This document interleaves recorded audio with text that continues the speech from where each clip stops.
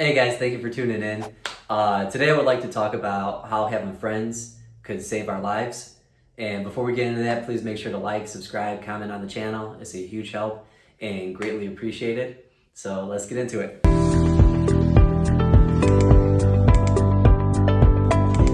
So the other day in class, I was speaking with my students about how social support has an impact on our immune function, our health, our well-being, and our longevity. And there was a study, I think, that is interesting to share, a meta-analysis that was assessing 146 studies conducted from 1982 to 2007, assessing over 300,000 participants. And they found that people who reported a strong social support network, which means social support, like you have a lot of friends or family that you can rely on, you count on, you interact with them, you enjoy those interactions, that would be a strong social support network right there. So the study found that people who had a strong social support network reported a 50% greater increase of survival opposed to those who reported low levels of social support available to them.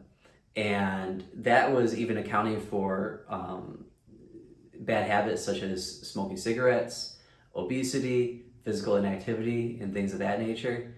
There's been other research conducted that has demonstrated that people with a strong social support network have actually been able to recover greater and fight off cardiovascular illnesses, as well as recover greater from instances of cancer and things like that. One other study that I found very interesting was with college students.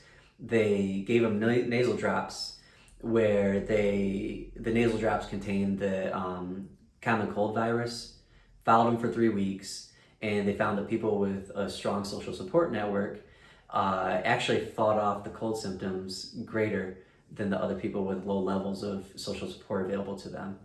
And I bring all of this up because we know what we just went through regarding the pandemic, and we know there was a lot of people who died, unfortunately, family, friends, loved ones, things of that nature.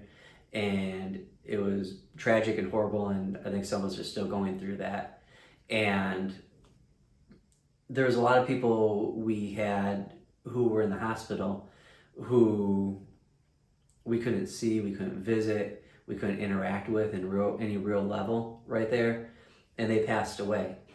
And a lot of this was the social distancing, social isolation, things of that nature.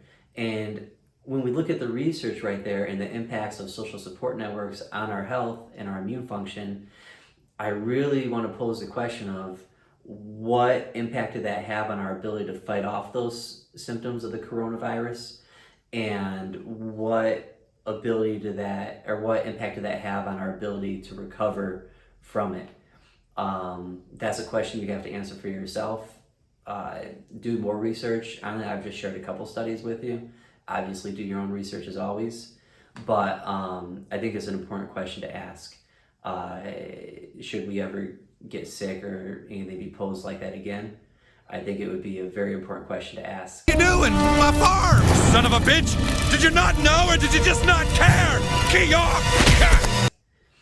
So I really appreciate you guys tuning in. I look forward to talking to you again. Much love, one God.